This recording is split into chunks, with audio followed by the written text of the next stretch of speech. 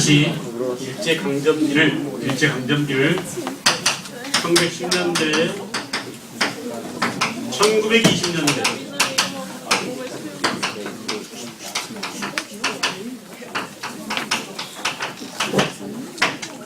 이 시대에 대한 백그라운드를 보기 위해서 지난 시간 내내 1차 대전, 2차 대전 시대를 봤죠. 그래 안 그래요? 머릿속에다 그 시대를 집어넣어놓고 일제시대를 보자 이거야. 우리가 일본 놈들한테 일본 제국주의의 강제 점령을 당하고 있을 때 세계는 전쟁 상황이었다. 근데 우리는 일본 놈들의 노예가 돼가지고 그 전쟁에 이리저리 끌려다녔다 이거예요. 알겠죠? 직접 전쟁터로 나가서 싸운 군인으로 참전하기도 하고 학도병이라든지 알겠어요? 또는 뭐야? 위안부 할머니처럼 성노예가 돼서 끌려가기도 하고 또는 징용해가지고 가서 2차 대전 때 이렇게 가서 폭탄을 나르거나 탄광 개발하거나 이런 일을 하기도 했지만은 그렇지 않은 사람들도 거의 대부분이었대. 농민들은 농민대로 쌀을 생산해서 전쟁 물자로 돼야 돼. 알겠죠? 소를 키워서 소 가죽을 벗겨서 전쟁 물자로 돼야 돼. 개를 키워서 개 털을 깎아서 전쟁 물자. 이렇게 전 국민의 삶이 일본 놈들의 노예 상태로 전락했었어요. 알았어요? 나라를 뺏긴다는 것의 의미가 얼마나 큰지를 우리가 생각해 봐야 됩니다. 그래서 10년대, 20년대, 30년대의 통치 방식, 지난 시간 말미에 우리는 이때가 무단 통치다 또는 무단 정치다라고 했고, 무단 통치라는 언어 속에 가둬둘 것들이 뭐가 있다고? 헌병 경찰제 또는 직결 심판 또는 폐형령 또는 중추원, 알겠어? 이런 것들이 전부 다 이 속에 다 가둘 수 있다 이거야. 알겠죠? 그런 내용들을 확인해 보는 겁니다. 지금 이미 다 배운 내용이에요. 그 다음에 1920년대는 뭐라고요? 무단 통치 대신에 이제 문화 통치로 가게 되고, 그 무단 통치를 문화 통치로 바꾸게 만든 핵심적인 내용이 바로 뭐냐? 3.1운동이었다. 3.1운동이라는 우리 민족의 폭발력이 있기 때문에 일본 놈들이 더 이상 무단 통치를 하지 못하고 부드럽게 다스려주마, 우리 민족을 달래서 다스리는 이런 문화 통치로 바꿔야 됩니다. 알겠죠? 이것이 계속 지속되다가 3년대 이후 특히 1938년, 37년 중일전쟁 그리고 38년 이후에 민족 뭘로 간다고요? 말살 통치로 간다. 민족 말살 통치. 여기에 대한 내용들을 구체적으로 하나씩 보고 있는 거야 지금. 알겠어요? 들어가 보세요. 1910년대는 봤고요. 1920년대 아주 중요한 게 치안유지법이 시험에 잘 나옵니다. 몇 년이라고? 1925년 치안유지법이에요. 알겠어요? 이 치안유지법은 공산주의를 잡기 위한, 사상을 통제하기 위한 그런 법이다 라고 본대요. 1925년에. 자, 3.1운동 이후에 구입한 일제의 총독이 발표한 시정방침에 현역 군인을 총독에 임명한다는 조항을 삭제하고 헌병경찰 제도를 폐지하고 대신 무슨 경찰로? 보통경찰 또는 무슨 경찰? 고등경찰 이렇게 바꾼다고 그랬죠. 조선인 관리 임용 방식과 처우를 개선해주고 언론 출판 집회 결사자의 허용 줄거세요. 부분적인 허용입니다. 부분적인 허용이에요. 언론의 자유, 집회 결사의 자유 이런 것들을 허용했어요. 뒤집어 보세요. 20년대 이런 것들이 허용됐다면 10년대는 언론의 자유가 있다 없다? 없어요. 완전히 신문 다 폐간됐습니다. 그 전에 있던, 그러니까 애국 개몽운동 차원에서 만들었던 신문들 전부 다 폐간됐어요. 알겠죠? 집회 결사의 자유도 완전히 없었어요. 10년대는. 그래서 신민회가 몰래 모이다가 강제로 해산당했죠. 그래 이게 결사의 자유가 없단 말이에요. 10년대. 근데 20년대 와서 언론 출판 집회 결사의 자유를 부분적으로 허용해주게 됐다. 허용해주게 됐다. 라고 했죠. 그 다음에 1930년대 이후 1937년 중일전쟁, 또 1931년 만주사변 이후 1937년 중일전쟁. 중일전쟁 이후에 총동원령 동그라면서요. 연대를 알아둘 것. 몇 년이라고? 38년 총동원령. 그래서 중일전쟁과 태평양전쟁이 발발한 틈을 타서 외워야 합니다. 모르겠어요. 올해부터는 어떻게 나올지 모르겠는데 그 전에 근현대사가 독립과목으로 나올 때는 이 순서를 잘 물었어요. 근데 되게 어려워. 이걸 모르면. 알겠나요? 다시 1938년 지원병제, 1939년 징용령. 지원병제는 군대 갈 사람 손들어 해가지고 손든 사람만 군대 데려가는 거야. 원해서 가는 겁니다. 그러니까 알겠죠? 그 다음에 1939년에 징용령, 일터를 강제로 끌고 가는 거야. 알겠어요? 그래서 일꾼들을, 노동자들을 잡아가는 게 징용령이고, 그 다음에 이제 학생들 가운데 급하니까 학생들 가운데서도 군대 갈 나이가 안 됐는데도 불구하고 학교 다니는 학생들을 끌고 가는 게 학도 지원병제죠. 1943년. 그 다음에 1944년에는 강제로 모조리 다 군대에 끌고 가는 것을 징병제라고 해요. 일제 폐망 직전 1945년 일본 놈들이 8월 15일 날 항복했죠. 그 직전에 이렇게 징병제 또 정신대 그죠? 위안부들 이런 것들을 인적 자원을 수탈해 가는데 광부로 하셨다. 다시 하겠어요. 순서 지원병제 몇 년? 38년. 징용령 몇 년? 39년. 학도 지원병제 몇 년? 43년. 징병제 여자 정신대 44년. 이렇게 순서를 좀 알아두세요. 알겠어요? 내 생각에는 말이에요. 올해부터는 여기까지 나오지 않을 것 같아. 너무 디테일하거든요. 그러면 그럼에도 불구하고 이미 나왔던 문제들이 있기 때문에 또 나오지 말란 법이 없어요. 알겠죠? 그래서 순서를 좀 잘 알아주시기 바랍니다. 그 다음 일제는 내선일체라고 해서 한국시민화 정책을 내세웠다. 우리를 일본놈으로 만들겠다는 미명하에 국사교육과 한국어 교육을 금지시켰다는 점. 또 하나 국민정신총동맹 조선연맹을 결성하고 국민총력조선연맹으로 개편한 다음에 조선임전보급단을 만들기도 하고 이런 것들은 그냥 참고를 알아두고 직접적으로 출제되지는 않을 겁니다. 자, 그 다음 봅시다. 그 다음 이거 봐 얘들아 다시 복습 했던 거야 다. 이거 봐 1910년대 통치 방식이 이랬다면 경제 스타일은 뭐냐 경제 이게 정치였다면 경제 스타일은 뭐냐 경제 1910년대는 가장 핵심적인 게 뭐라고 그랬어요? 토지 조사 사업이라고 그랬죠. 토지 조사 사업. 자, 토지 조사령에 의해서 토지 조사 사업이 전개되고 토지 조사 사업 이외에도 어업령, 광업령, 임업령, 회사령 외울 필요가 있을까 없을까? 안 해도 돼. 우리나라의 기본적인 산업 구조를 완전히 다 일본한테 재편시키는 그런 작업들이 이루어졌습니다. 알겠어요? 이게 몇 년대라고? 10년대, 10년대. 그 중에 제일 핵심적인 것은 토지조사 사업이다. 그러다가 20년대가 되면은, 1920년대가 되면은 쌀을 강탈해가는 뭐라고요? 산미 증식 계획이다. 산미 증식 계획. 그래서 10년대 토지, 20년대 쌀 강탈 정책으로 간다라는 사실. 순서를 먼저 알아둘 것. 10년대, 20년대. 알겠죠? 그 다음에 30년대 이후가 되면은, 30년대 이후가 되면 총동원령에 의해서, 결국 이 총동원령에 의해서 동원하려는 내용이 뭐냐? 인적 자원과 물적 수탈인데, 인적 자원으로서 아까 얘기한 징병, 징용, 학도병, 그죠? 근로정신대 이런 것들이 전부 다 인적 자원 수탈이고, 물적 자원 수탈은 공출이라든지 또는 뭐 배급제라든지 이런 것들, 이런 용어가 나오면 1930년대 이후다라는 점. 보겠어요. 20년대 갑니다. 46페이지. 요 부분이야, 요 부분. 경제 수탈이죠, 경제 수탈.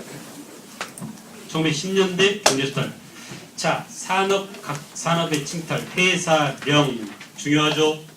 왜 중요하다고 그랬어? 이 회사령이 왜 중요하다고 그랬어? 허가제다가 20년대가 되면 뭘로 바뀐다고? 신고제로 바뀐다라는 점에서 중요합니다.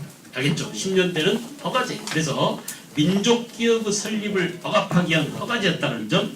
그 다음에 1911년 산림령, 1910년 어업령, 1910년 광업령. 전부 다 몇 년이에요? 회사령, 어업령, 광업령 전부 다 10년인데 산림령만 11년이죠. 이렇게 해서 우리나라의 민족기업 설립을 억압하기도 하고 나무를 배워하기도 하고 그죠? 고기를 마구 잡아가기도 하고 또 우리나라의 광물질을 마구 개발해가기도 하고 이렇게 하기 위해서 산업 침탈이 이루어졌다. 옆에 표는 광구 수와 광업 생산액을 나타낸 건데 찬찬히 들여다보면 다 알 수 있는데 어렵지 않아요. 하나 더 알겠어요? 그 다음에 토지조사 보세요. 토지조사 사업은 1912년부터 18년까지 줄긋습니다. 연대 1912년부터 18년까지 1912년 토지조사령을 내리고 나머지랑 똑같아. 회사령 10년, 산업령, 산림령 11년, 어업령 10년, 광업령 10년인데 토지조사령은 몇 년이라고? 12년에 토지조사령을 발표하고 그 내용이 뭐냐? 아주 이건 디테일하게 나옵니다. 구체적으로 나오니까 잘 알았어요.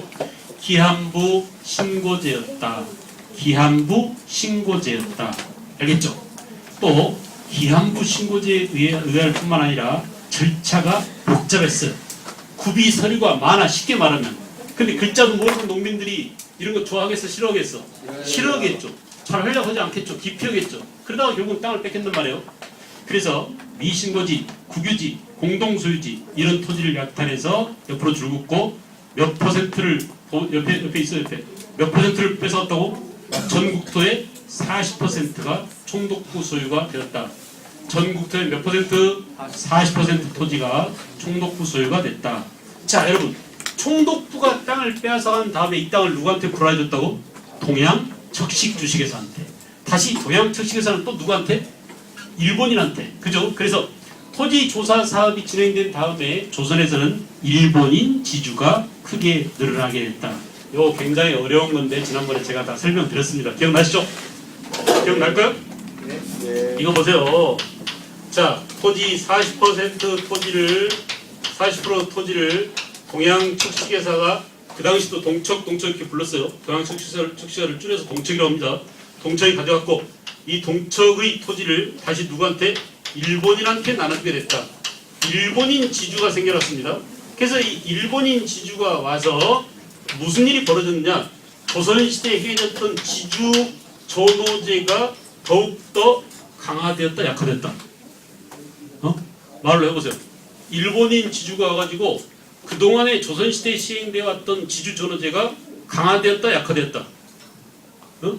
약화되었다, 강화되었다. 이것이 선택지에 나와가지고 옳으냐 그르냐 고르라고 한단 말이야, 여러분한테.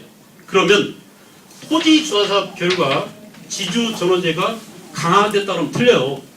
약화됐다 그러면 틀려요. 강화됐습니다. 강화. 알겠죠? 강화됐어요. 다시 이것을 구체적으로 보단 말이야. 조선 후기에 우리는 타조법에서 뭘로 하고 있었어요? 도조법으로 하고 있었죠? 그래 안 그래?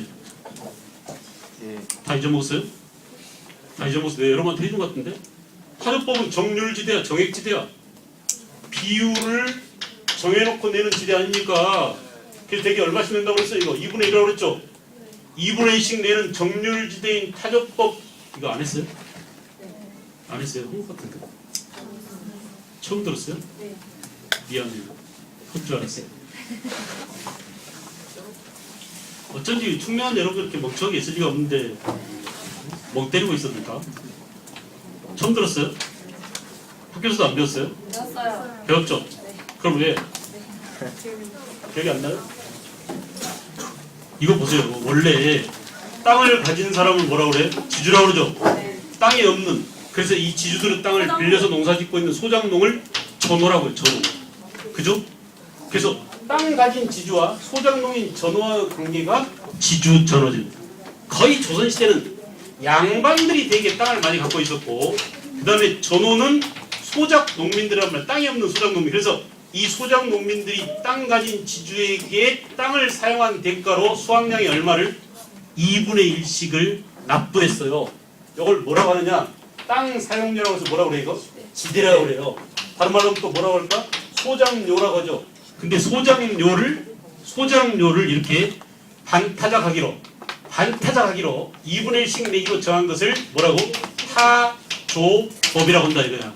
다시 말하면 비율을 2분의 1로 정해놓고 내는 지대, 정률지대를 뭐라고? 타조법이라고 해요. 꽤 어렵죠. 용어가 어려워서 그렇지 내용 별로 어렵지 않아요.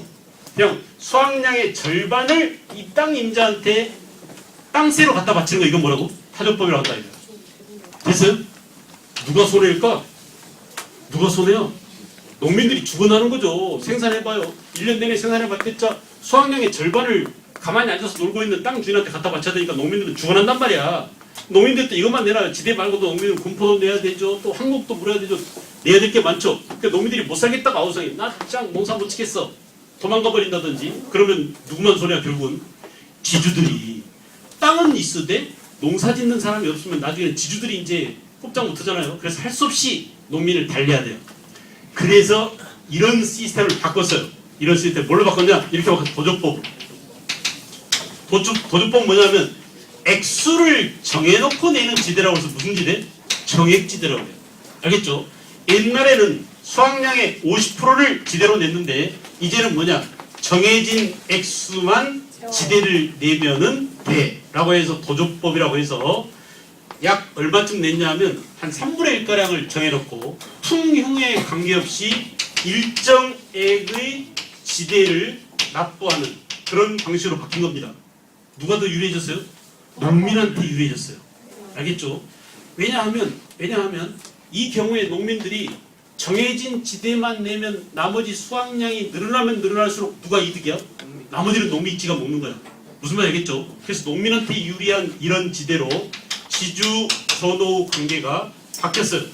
그러니까 이렇게 타조법에서 도조법으로 바뀌면 지주 전호제가 어떻게 돼? 약화되었다라고 얘기해. 오케이? 이해하겠어요? 이게 되게 어려워요. 무슨 말 알겠죠? 집세가 싸진 거랑 마찬가지야. 알았어요? 전세제도가 약화됐다 이런 말하고 똑같아요. 그렇게 지주 전호제가 약화되고 있었는데 갑자기 다시 토지 조사 사업이 전개된 다음에는 뭐냐? 다시 이제 일본놈 지주가 왔습니다. 일본 지주 밑에 농사 짓고 있는 소장 농민한테 지대를 낼 때 얼마를 내라고? 다시 2분의 1 지대를 얘기한 거야. 다시 무슨 지대로 돌아간 거예요? 타조법으로 돌아간 거예요. 그런데 이거 봐. 일본놈만이 아니라 옆에 있던 덩달아 누구도 우리나라 사람, 조선 사람 양반 지주들도 일본 놈들 덕분에 덜 받던 지대를 다시 많이 받을 수 있게 됐어요. 오케이? 그러면 이거 보세요. 그러면 지주 전호제가 약화되었다가 다시 어떻게 된 거야? 강화된 거죠. 지주 전호제가 강화됨으로써 누구한테 이득이에요? 농민한테 이득이야? 지주한테 이득이야? 지주한테 이득이죠. 근데 덩달아 누가 또 이득을 봐? 양반들이죠. 그래서 이 양반들은 친일파가 될까 안 될까? 그래서 애들이 다 친일파가 됐다.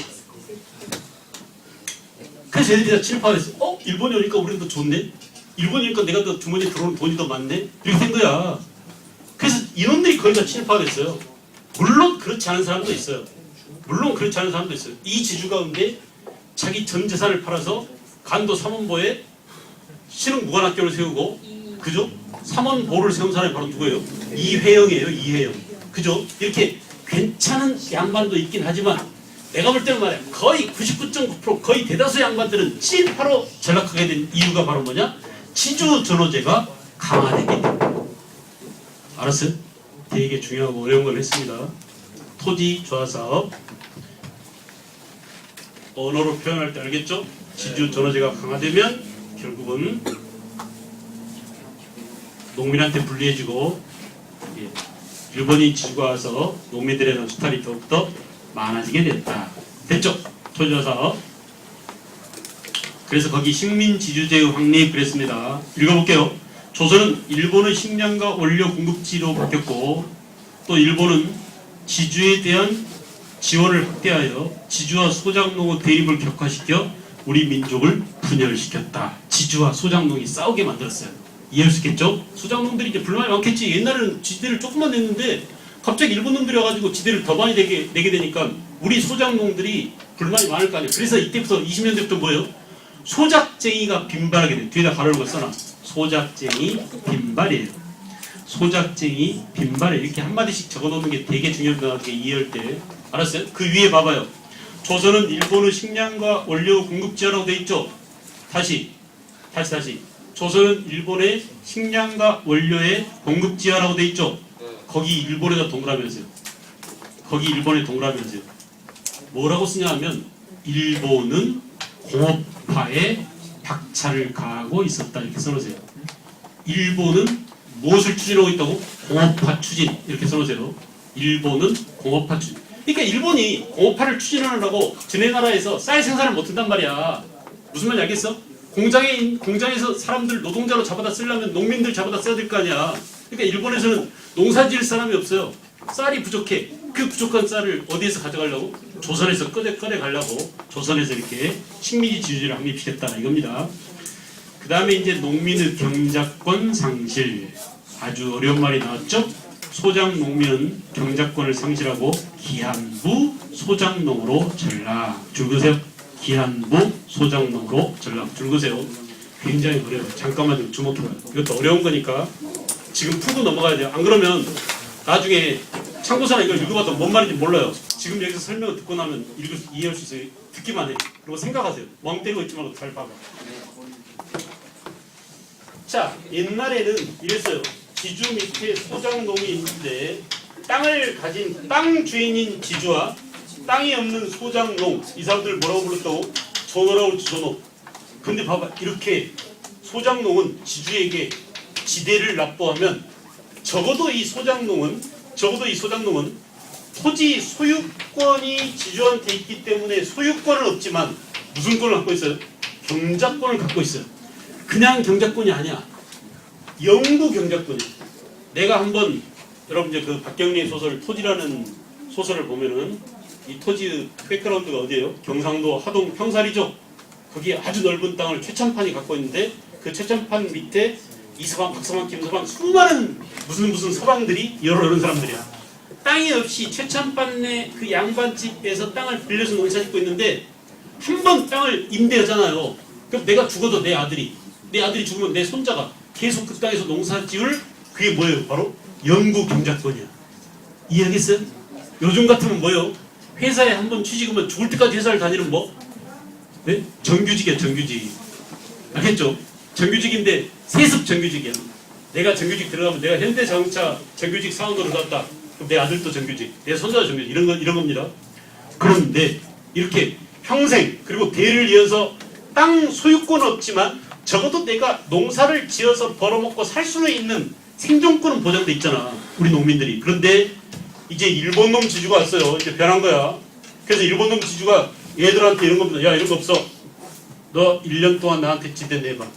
네가 계약대로 2분의 1씩 잘 내면은 내년에도 농사 지을 수 있고, 안 그러면 넌 내년에 잘려.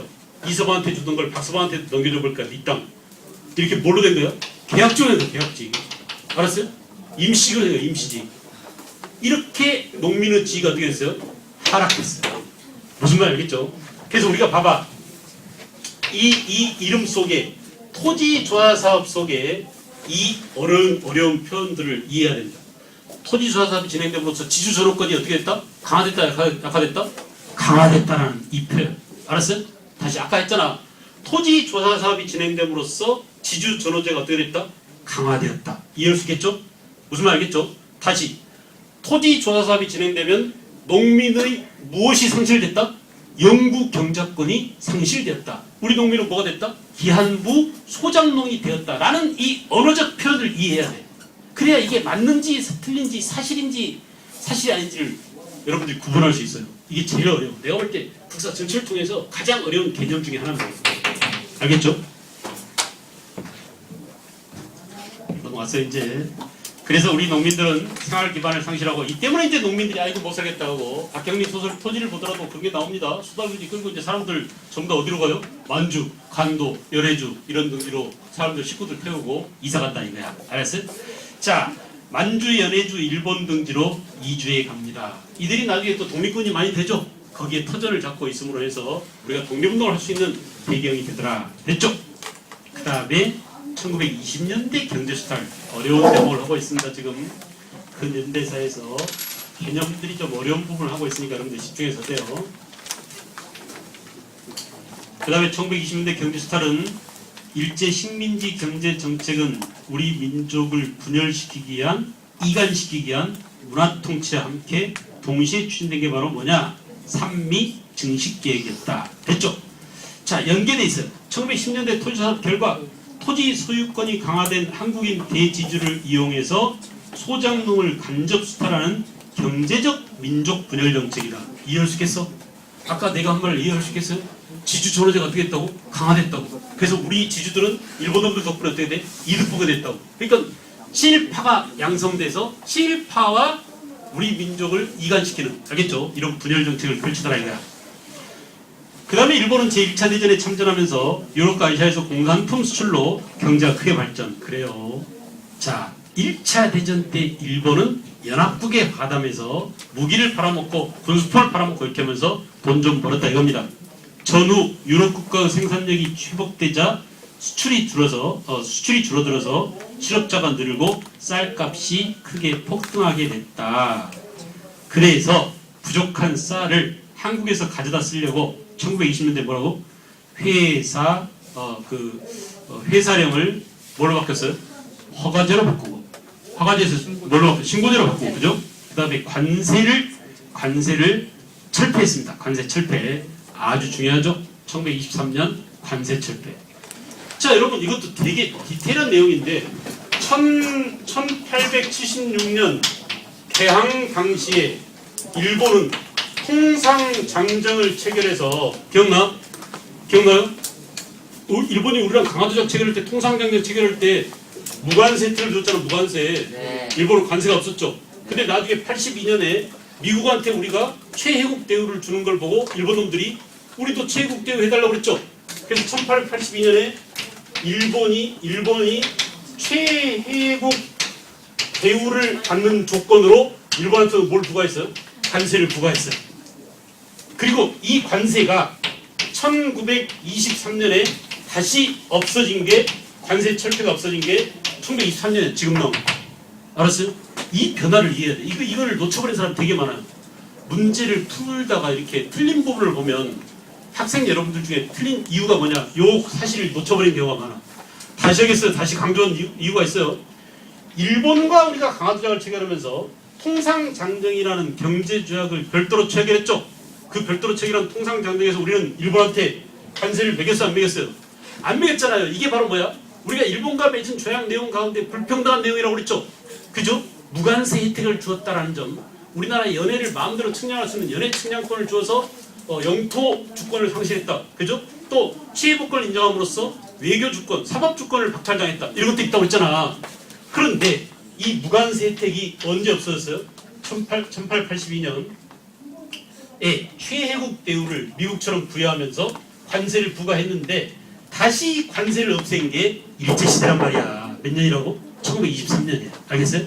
그래서 이렇게 관세가 다시 철폐되었다 이 말이 나옵니다. 알겠어요? 관세가 다시 철폐되었다. 1923년에 회사령을 완전히 없애진 않았죠. 회사령은 허가제 대신에 신고제로 바꿨다. 그 다음에 또 뭐냐? 산미 증식계획을 단행하게 되었다. 이겁니다.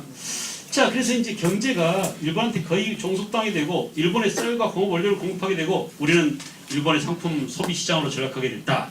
산미 증식계획을 자세히 보겠어요. 산미 증식은 일제를 위한 것이었으나 수리선을 만들어 드는 공사 비중은 우리 농민이 내야겠다. 여러분 말 그대로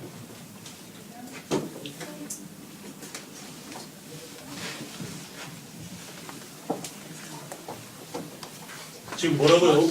일본에서는 지금 수출원을 하고 농사를 못 지으니까 쌀값이 폭등하게 되었다. 결국 이 얘기는 일본에서 식량 부족 현상이 왔다는 얘기죠. 일본에서 식량이 부족해졌는데 요걸 메꾸기 위해서 조선에서 증산 정책을 펼치더라. 산미를 증산해라. 쌀을 증산하라 이런 얘기야. 근데 쌀을 증산하기 위해서 뭐예요? 너네들 수리시설을 새로 만들어줄게, 비료를 대줄게, 또는 새로운 종자를 대줄게, 농기구를 대줄게 이렇게 해가지고 이 돈 다 받아 쳐먹어. 오케이? 그래서 어때요? 생산량을 늘리게 만들었어요. 근데 핵심은 뭐냐? 우리가 늘린 증산되어지는 양보다 일본으로 가져가는 수탈량의 비율이 훨씬 더 컸단 말입니다. 오케이? 이해하겠어요? 옆에 나와 있는 표가 바로 그런 내용이야. 알겠죠? 증산되어지는 양의 비율보다 일본으로 가져가는 수탈량의 비율이 훨씬 더 컸다 이거예요. 가령 예를 들어서 이거 봐. 이게 어머니 계획이잖아요. 계획. 생산 계획이야. 야 봐봐. 내가 너한테 물도 잘 나오게 저수지 만들어줄게. 그리고 좋은 종자, 농사가 잘 되는 좋은 종자도 줄게.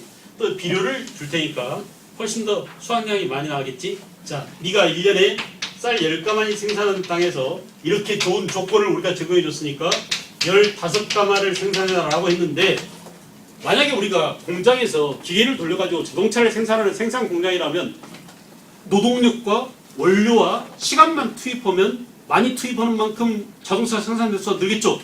그래요, 안 그래요? 그런데 농사는 그렇게 결정되는 게 아닙니다. 농사는 아무리 인원과 시간을 많이 투여하고 이런 농사에 필요한 여러 가지 조건, 여러 가지 화학비료 이런 것들을 제공하더라도 농사의 결정적인 것은 뭘까요? 하늘이에요. 날씨예요, 날씨.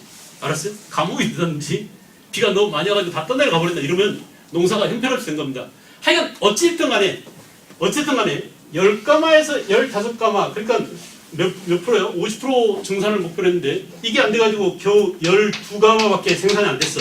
근데 이거 봐봐. 이 새끼, 이 나쁜 놈들이 말이에요. 너네들이 10가마에서 15가마에 생산되면 그 중에 우리가 3가마는 일본으로 가져갈게라고 일본에 수출하겠다는 명목으로 수탈량을 미리 정해놔. 그런데 실제로는 12가마밖에 생산이 안 됐어. 이게 안 되고 이렇게 됐어. 그래도 몇 가마는 가져간다고? 3가마는 가져가. 그럼 결과적으로 어때? 우리 농민은 증산해놓고 농민 손에 돌아오는 것은 9가마밖에 안 되잖아. 이렇게 뺏기고 있다 이거야. 그 얘기입니다 지금. 옆에 표가. 이해할 수 있어요? 이해하겠어요? 이런 내용이야. 이게 바로 뭐라고? 산미증. 이런 내용들을 언어적으로 표현해서 물어봐요. 알았어요?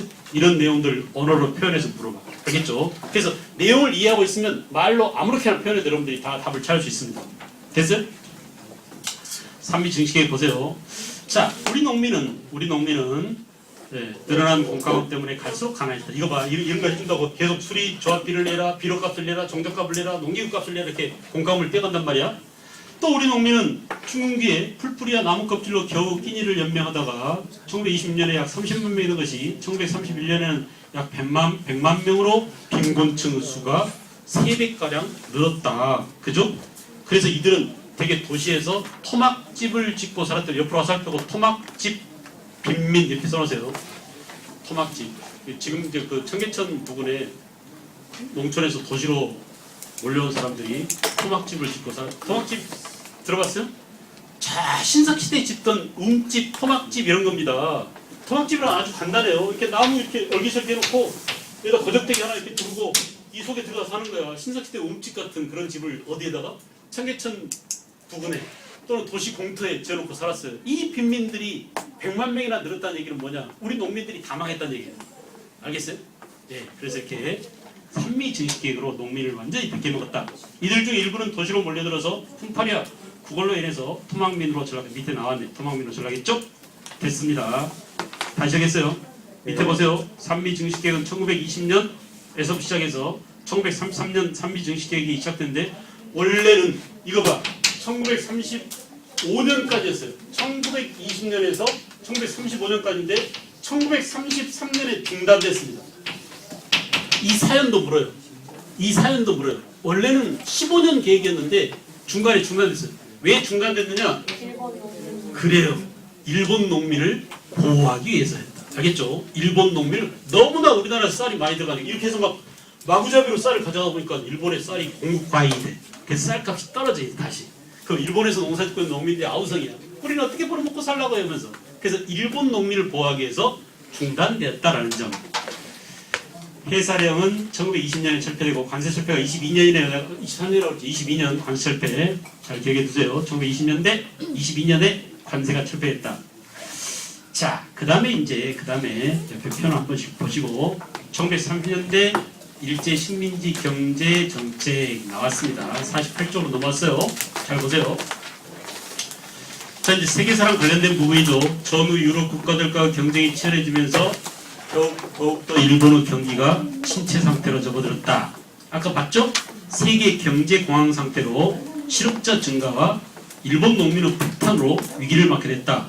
중국 시장에서 미국 영국과 경쟁해서 일본 상품 비중이 크게 하락하고 졌어요. 그래서 구구적인 군인들이 쿠데타로 권력을 장악하고 이게 바로 뭐야? 구구적인 군인들이 쿠데타로 권력을 장악하고 그래서 군국주의적 파시즘 체제로 전환했죠. 다시 이탈리아는 뭐라고? 파시즘. 독일은 뭐라고요? 나치즘. 일본은 뭐라고? 군국주의. 이렇게 군국주의 세력이 전쟁 광들이 권력을 잡은 겁니다. 그놈들이 지금도 일본의 지배 세력이에요. 알겠어요? 지금도 일본의 지배 세력이에요. 그래서 드디어 이제 1931년 일본이 제일 먼저 나서죠. 만주 사변으로 만주를 먼저 점령하고 1937년 중일 전쟁을 도발해서 대륙을 침략하고 드디어 1939년 독일, 이탈리아와 방공 동맹을 체결하고 그 다음에 1941년 드디어 진주만을 기습하고 태평양 전쟁을 도발하게 됐어요. 그래서 이렇게 2차 세계대전으로 빨려 들어가고 있어서 누가? 일본이 2차 대전으로 들어가는 과정을 백그라운드를 지금 봤습니다. 자, 그 다음에 여러분 이제 이런 전쟁 상태가 되니까 일본 놈들은 드디어 1937년 중일전쟁 이후에 내가 몇 번 강조했어요. 총동원령이 내려지는 해는 몇 년이라고? 38년이에요. 다시 중일전쟁이 몇 년? 37년. 그 이듬해 뭐 이제 전쟁이 본격화 된단 말이야. 중국이라는 넓은 대륙을 침략해야 돼. 얼마나 많은 사람이 필요할 것입니까? 얼마나 많은 물자가 필요하겠습니까? 더군다나 이제 1941년이 되면 미국과 또 전쟁을 수행해야 되는데 여기에 따른 수많은 인적 자원과 물적 자원을 대기 위해서 우리 것을 쪽쪽 빨아갔다 이거야. 이게 바로 뭐라고? 총동원령이다. 오케이? 인적 자원과 물적 자원을 마구잡이로 수탈했다. 다시 보세요. 지원병제 몇 년? 38년. 아까 했던 거죠? 예, 징용제 39년, 격도병제 43년, 징병제 44년, 여성 근로대 44년. 그죠? 물적 자원 수탈은 군량미 마련을 위해서 집집마다 목표량을 세워놓고 쌀을 어떻게 했다고? 공출. 문제 풀다가 공출이라는 용어가 나오면 무조건 몇 년대 이후야? 30년대 이후에요. 알겠죠? 또는 식량을 배급하기 시작했다 나오면 무조건 몇 년대 이후야? 3년대 이후야. 알았어요? 배급제나 공출제도가 시작된 게 바로 이때다. 태평양 전쟁이 발발한 이후에 미국 생산량의 40%를 일제평양 직전에는 63%를 강제로 공출해 갔다. 무기를 만들 금속이 모자라서 절이나 교회의 종까지 다 꺼내가고 가정의 노그릇 숟가락까지 공출해 갔다. 알겠죠? 다시 강조합니다. 배급, 공출 나오면 언제?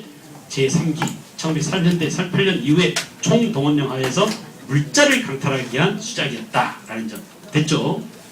그러니까 적나라하게 나오죠. 거기 노그릇, 세숫대야, 뭐 밥그릇 이런 것들 다 이렇게 쌓아놓고 걷어가지고 가는 모습이 보입니다. 그 다음 페이지로 갈까요? 3.1운동. 이제 이거야. 이제 이거.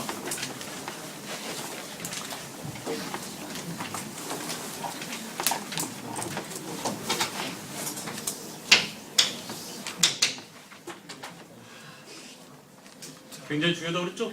우리가 10년대와 20년대를 가르는 분기점이 분수령이 바로 3.1운동인데 이 3.1운동은 우리 전체 역사를 통해서 단군 이래로 전 세계의 우리 민족의 존재감을 가져놓은 아주 중요한 대사건이었다. 볼까요? 3.1운동은 국내 항일 비밀 지하 조직의 활동이 있었다. 둘로 나눕니다. 지금 이제 우리가 이거 보세요. 정치적인 통치 방식, 그다음에 1920년대, 1910년대, 20년대, 30년대 일본의 지배 방식, 일본의 경제 스타를 봤죠. 그 다음에 우리의 독립운동을 보자. 독립운동. 다 했던 거야 이것도. 1910년대 국내에서는 뭐냐? 국외에서는 뭐냐? 해보자 같이 얘들아. 우리 같이 이거 봐. 1910년대 국내의 항일운동은 뭐였어요? 비밀 지하 조직이죠. 항일 비밀 결사입니다. 결사를 조직했다 이거야. 근데 이 항일 결사 조직이 두 가지가 있다. 황제, 고종 황제 다음에 순종 황제죠. 그죠? 근데 아직 이제 순종이 있기 이전이잖아요. 아직 순종이 죽으려면 언제야? 1920년 6월 10일 날 죽었잖아. 6월 10일 날 그 순종 인산날이 6월 10일이죠. 그러니까 아직은 고종이란 말이에요. 고종 황제 보기를 꾀하는 뭐야? 복병주의하고. 그 다음에 우리는 황제 따위 필요 없어. 우리는 미국처럼 공화제를 지향할 거야. 이렇게 공화주의로 가더라. 공화주의. 두 가지. 또 1910년대 국외에서 독립운동은 독립운동 뭘 만들었다? 독립운동 기지를 건설했다. 알겠죠? 독립운동 기지 건설. 이렇게 1910년대부터 1940년대까지의 일제강점기의 독립운동을 볼 거예요. 다음 시간에. 알겠죠? 다음 시간에.